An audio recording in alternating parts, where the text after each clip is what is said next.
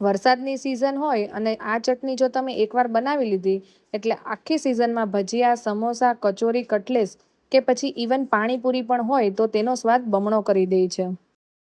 ફક્ત 15 મિનિટની મહેનત અને ત્યારબાદ 2-3 મહિના સુધી તેનો સ્ટોક તૈયાર રહેશે. ચટણી એક જ અને ઉપયોગ અનેક. ગમે તે વસ્તુમાં તમે તેને સર્વ કરો એટલે વસ્તુ લાજવાબ બની જશે.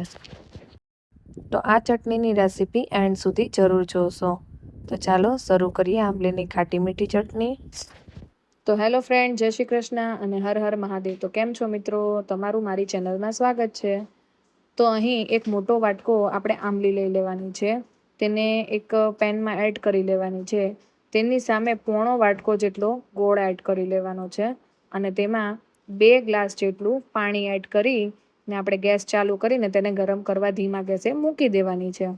5 થી 7 મિનિટ થાય એટલે તેને આપણે ત્યાં સુધી તેને ઢાંકીને ગરમ કરવા મૂકી દેવાની છે અને ત્યારબાદ 10 થી 15 મિનિટ સુધી તેને ગરમ પાણીમાં ગેસ બંધ કરીને રાખી મૂકવાની છે, જેથી આંબલી પોચી પડી જાય અને તેને આરામથી તેને બ્લેન્ડરથી ક્રશ પણ કરી શકીએ. જો તમને મિક્સરમાં કરવું હોય તો મિક્સરમાં પણ તમે એને બ્લેન્ડ કરી શકો છો.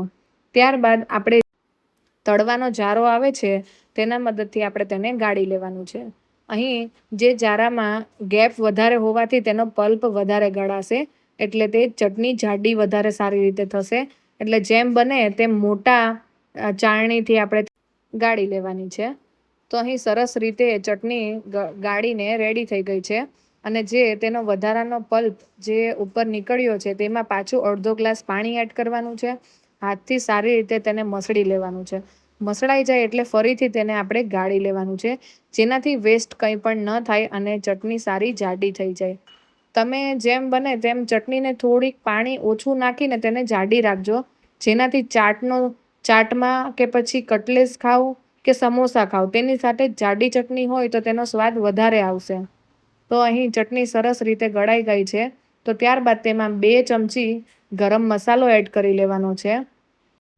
ત્યારબાદ સ્વાદ પ્રમાણે મીઠું એડ કરી લેવાનું છે અને 1 થી 1.5 ચમચી જેટલું ધાણા જીરું તેમાં એડ કરી લેવાનું છે. ત્યારબાદ તેમાં આપણે 2 મોટી ચમચી જેટલું લસણ એડ કરવાનું છે.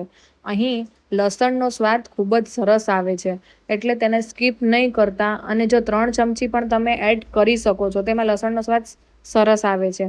ત્યારબાદ તેમાં આપણે લસણવાળું મરચું હોય છે તેને થોડુંક પાણી એડ કરી જેથી તેમાં લમ્સ ન આવે તે રીતે તેની પેસ્ટ બનાવી અને લસણવાળા મરચાંની પેસ્ટ એડ કરવાની છે. 1 થી 2 ચમચી જેટલું સ્વાદ પ્રમાણે તમને ભાવે તે રીતે તમારે એડ કરી લેવાનું છે.